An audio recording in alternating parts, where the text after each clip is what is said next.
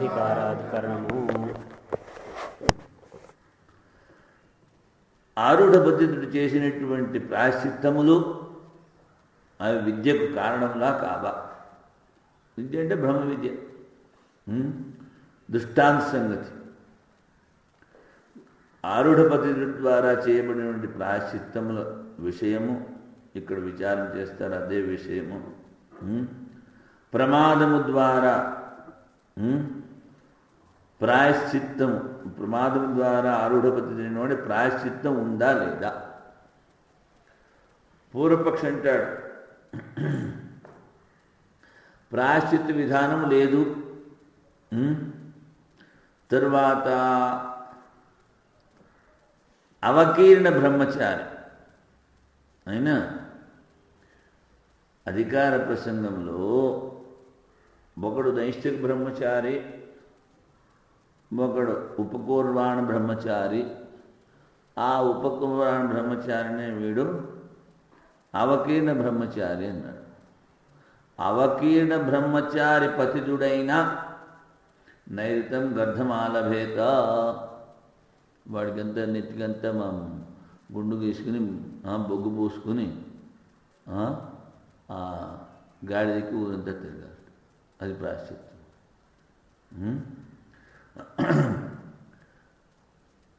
అది కూడా అవకీర్ణ బ్రహ్మచారి చెప్పారు కానీ నైష్ఠిక బ్రహ్మచారి కాదు. నైష్ఠిక బ్రహ్మచారి ప్రాయశ్చిత్తం లేదు.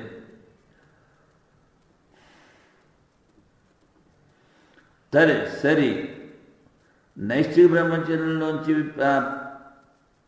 అవరోహమైన వాడికి ఏమిటి? ప్రాయశ్చిత్తం నాకు ఎక్కడ కనిపించట్లేదు అంటాడు. ఎవడు? పూర్వపక్ష, సిద్ధాంతి కాదు, పూర్వపక్ష.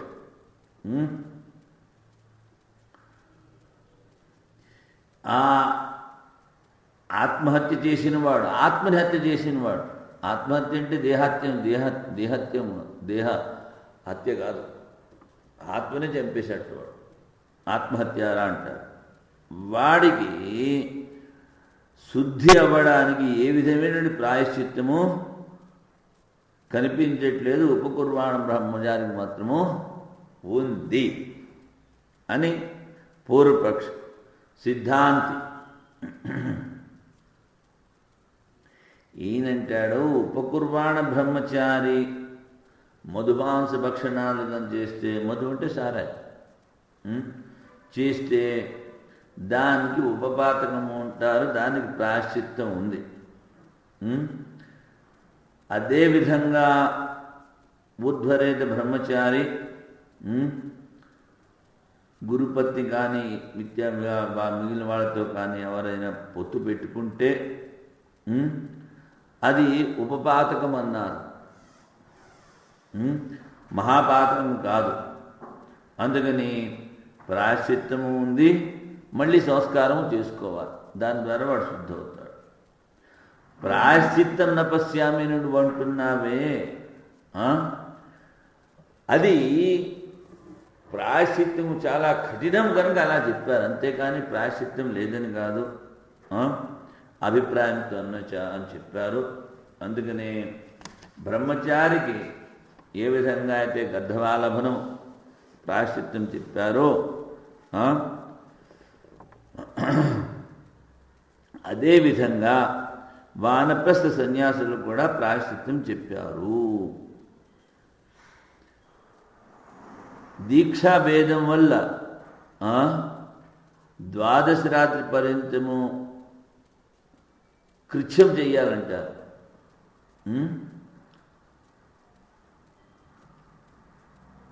అంటే దీక్షా భేదం అంటే వానప్రస్థులకు దీక్ష వేరు, సన్యాసులకు దీక్ష వేరు కనుక వానప్రస్థుడు ఏం చెయ్యాలి అంటే సోమ వృద్ధి, సోమలతను కూడా వాడు పంచకూడదు. వానప్రస్థుడు వాడు కనుక అవరోహణం అయితే మిగిలిన వృక్షాలనే సంవర్ధనం ప్రాయశ్చిత్తము భిక్షువు కూడా చెప్పారు. ఇప్పుడు చెప్పాను కదా, ఇప్పుడు ఏమిటి చేయాలి అంటే ముందు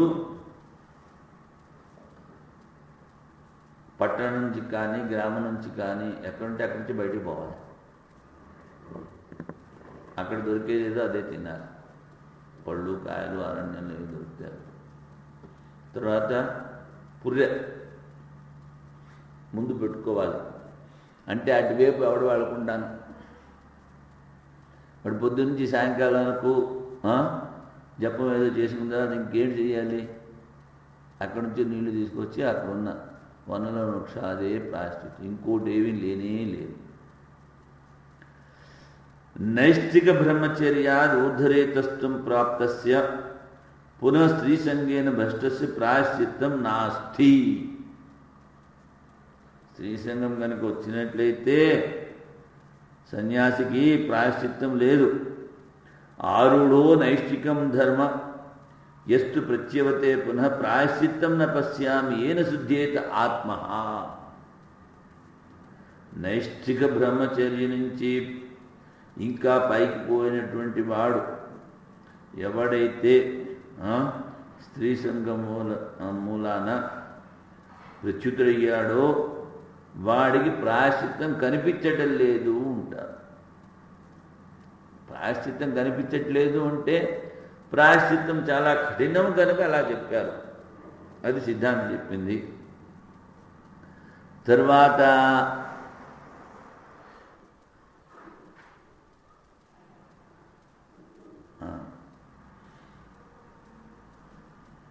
ఇది అస్తి ప్రాయశ్చిత్తం. ప్రాయశ్చిత్త అదర్శన వచన పూర్వపక్ష అంటాడు, అథయో బ్రహ్మచారి స్త్రీ ముప్పుయాత్ సహ గర్ధవం పశుమానభేత. బ్రహ్మచారిగా ఉండి వాడు కనుక స్త్రీ సంఘం కనుక చేసినట్లయితే గర్ధవాలవనం. ఇది అస్తి ప్రాయశ్చిత్తం ఇత్యుచ్యతే తన్న తస్య వ్రతి విషయత్వాన్ని. వాడు వ్రతాన్ని గ్రహించాడు, దీక్ష కాదు వ్రతం. ఉపకుర్వాణ రూపో యో వేదాధ్యయనాంగత్వేన బ్రహ్మచర్యవతమును తిష్టతి. వీడు ఉపకుర్వాణుడు అంటే గురుకులంలో ఉండి వేదాధ్యయనం చేసినాడు. తద్విషయమిదం ప్రాయశ్చిత్త వచనం. వాడికి గర్ధఫాలవనం. తస్మాత్ ఊర్ధ్వరేతస్త్వాద్ భ్రష్టస్య నాస్తి ప్రాయశ్చిత్తం. ఇది పూర్వపక్షి చెప్పాడు. అంటే అప్పుడు సిద్ధాంతం చెప్తున్నాడు, యథా ఉపకుర్వాణస్య మధుమాంసభక్షణ ఉపపాతకం ఇది ప్రాయశ్చిత్తం పునః సంస్కారో విద్యతే. ఉపకుర్వాణ బ్రహ్మచారి మధుమాంసాదులను భక్షించేస్తే వాడికి ప్రాయశ్చిత్తము మళ్ళీ సంస్కారము. తద్వద్ ఊర్ధరేతసోపి గురుదారాదిభ్యో అన్యత్ర. అంటే గురుపత్ని తల్పారోహణం కాకుండా మిగిలిన అన్యత్ర ప్రవృత్తి ఉపపాతకమేవ నతు మహాపాతకం. బ్రహ్మచారికి ఉపపాతకం అవుతుంది. తతః ప్రాయశ్చిత్తాత్ పునః సంస్కారాత్ శుద్ధిర్భవతి. ప్రాయశ్చిత్తము సంస్కారం ద్వారా శుద్ధి. యది మహాపాతకేషు అపరిగణితత్వేన ఉపపాతకత్వం ఆశ్రిత్య ప్రాయశ్చిత్తం ఉచ్యతే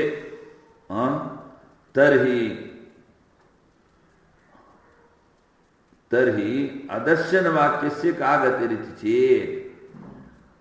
మరి నువ్వు వాడిని మహాపాతకం కాదు ఉపపాతకం చెప్పని చెప్పి వాడికి ప్రాయశ్చిత్తం చెప్తే, ఇక్కడ మన ఆరుఢో నైష్ఠికం ధర్మం ఎస్తు ప్రత్యవతే పునః ప్రాయశ్చిత్తం న పశ్యామి అని చెప్పారు కదా.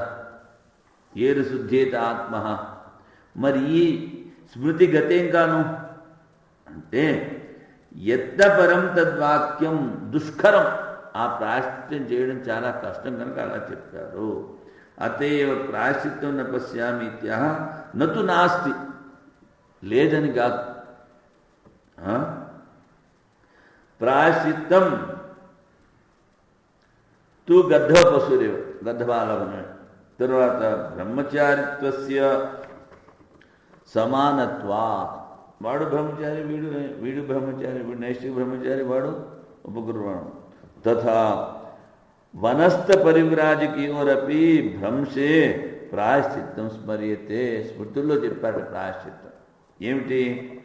వానప్రస్థో దీక్షాభేదే కృత్య ద్వాదశ రాత్రం చరిత్వా మహాకక్షం వధయేత్.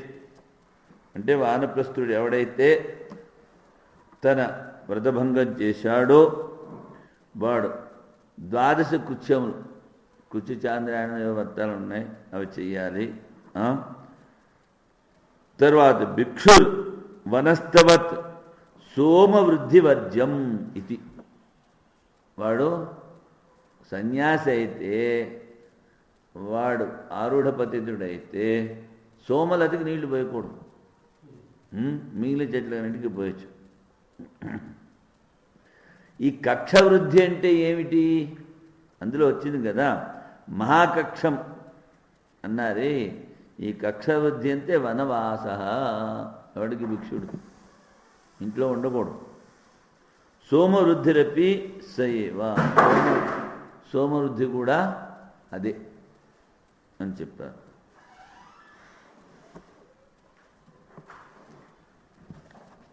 దీనికి సూత్రాలు.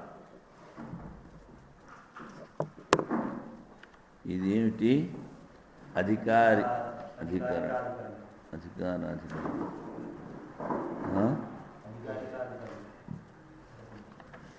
అధికారాధికరణం. నచ అధికారికమపి పతనానుమానాత్ తదయుగాత్.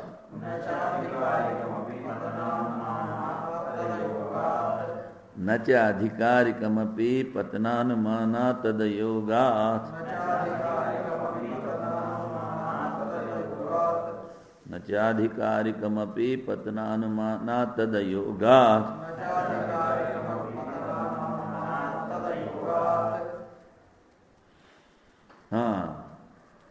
పూర్వపక్ష అంటున్నాడు, ఎవడైతే ప్రాయశ్చిత్తం చేశాడో ఆ ప్రాయశ్చిత్తం విద్యకు సాధనము కానేరదు.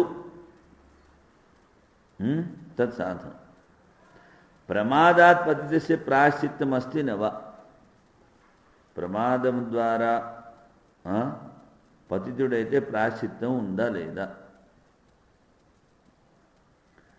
ప్రాయశ్చిత్తం ఆధికారికం. ఏ విధంగా అయితే ఉపనయన కాలంలో లౌకిక అగ్నిలో హోమం చేస్తాడో అదేవిధంగా అవకీర్ణ బ్రహ్మచారి ఈ పశుకి గర్ధవాలభనం అంటే గాడిదని కోసి అది హోమం చెయ్యాలి. ఉపకుర్వాణ బ్రహ్మచారి వాడికి కూడా ప్రాయశ్చిత్తం ఉంది.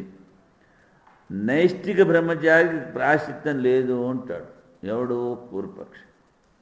ఆరుడో నైష్టికం ధర్మ ఎస్తు ప్రత్యవతే పునః ప్రాయశ్చిత్తం న పశ్యామి ఏన శుద్ధేత స ఆత్మ అని చెప్పారు. కనుక వాడికి ఆరుడ పద్ధతుడికి నైష్టిక బ్రహ్మచారికి ప్రాయశ్చిత్తం లేదు అనేది పూర్వపక్షం. అంటే ఈయనంటారు బ్రహ్మచర్య సామాన్యాత్. వాడు బ్రహ్మచారి వీడు బ్రహ్మచారి, కానీ వాడికి కూడా గర్ధపాలవనం ఉంది అని చెప్పి మళ్ళీ వానప్రస్థులకు ప్రాయశ్చిత్తం ఏదో చెప్పారు, సన్యాసులకు ప్రాయశ్చిత్తం ఏదో చెప్పారు. ఉపపూర్వమపి త్వేకే భావం అశనవత్ తదుక్తం. ఉపపూర్వమపి త్వేకే భావం అశనవత్ తదుక్తం. ఉపపూర్వమపి త్వేకే భావం అశనవత్ తదుక్తం. ఉపపూర్వమపి అంటే కొంతమంది ఆచార్యులు దీనిని ఉపపాతకం అంటున్నారు. అంటే నైష్టిక బ్రహ్మచారి పతితుడైతే అది ఉపపాతకము, మహాపాతకము కాదు. ఏ విధంగా అయితే భావం అశనవత్. ఉపకుర్వాణ బ్రహ్మచారి మధుమాంసాలు తింటే వాడికి ప్రాయశ్చిత్తము, మళ్ళీ వాడికి సంస్కారము ఏ విధంగా చెప్పారో వీడు బ్రహ్మచారి నైష్టిక బ్రహ్మచారి కనుక వీడికి గర్ధవాలభనం, మళ్ళీ ప్రాయశ్చిత్తం గర్ధవాలభనం, మళ్ళీ సంస్కారం ఇలాంటి వీడికి కూడా ఉన్నాయి. అంటే ఇది మహాపాతకాల్లోకి రాదని కొంతమంది చెప్తున్నారు. ఉపకుర్వాణవత్ నైష్ఠికమై ప్రాయశ్చిత్తమిచ్చంతి బ్రహ్మచారిత్వే సతి అవకీర్ణత్వ విశేషాత్. ఇద్దరు బ్రహ్మచారులే కనుక ఉంది అంటారు. ఎలాగంటే అశనవత్, ఉపకుర్బాణ బ్రహ్మచారి మధుమాంసాలు తింటే వాడికి ప్రాయశ్చిత్తం ఉంది. అదేవిధంగా మధుమాంసాది భక్షణే వ్రతలోప పునఃసంస్కారస్య తద్వత్ సమా విప్రతిపత్తి స్యాత్. అంటే వాళ్ళిద్దరికీ ఒకటే విధమైనటువంటి ప్రాయశ్చిత్తము. అందుకని పూర్వమీమాంసములో అంటే కర్మకాండలో ప్రాయశ్చిత్తము చాలా కఠినం కనుక ఈ శ్లోకం చెప్పారు. నువ్వు అన్నావే ప్రాయశ్చిత్తం న పశ్యామి ఏన శుద్ధేత ఆత్మ నైష్ఠిక బ్రహ్మచారి పతితుడైతే, అది చాలా కఠినం కనుక అలా చెప్పారు. లేదని కాదు. వాడు ఏమిటి చెయ్యాలి?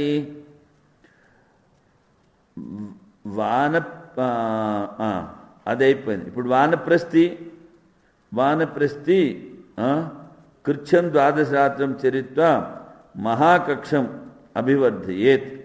మహాకక్షం అభివర్ధయేత్ అంటే వనానికి వెళ్ళి వాడి చెట్లకన్నిటికీ నీళ్లు పోసి తర్వాత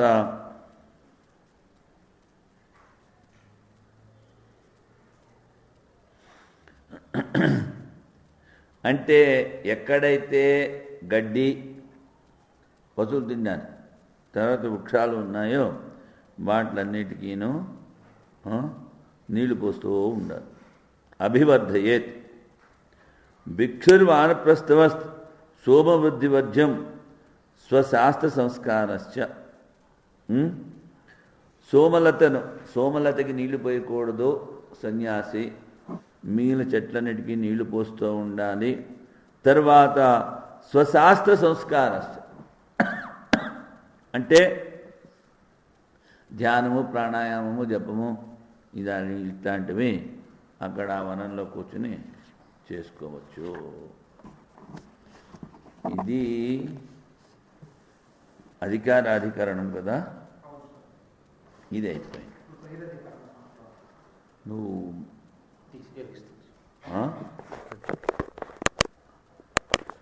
బహిరధికరణము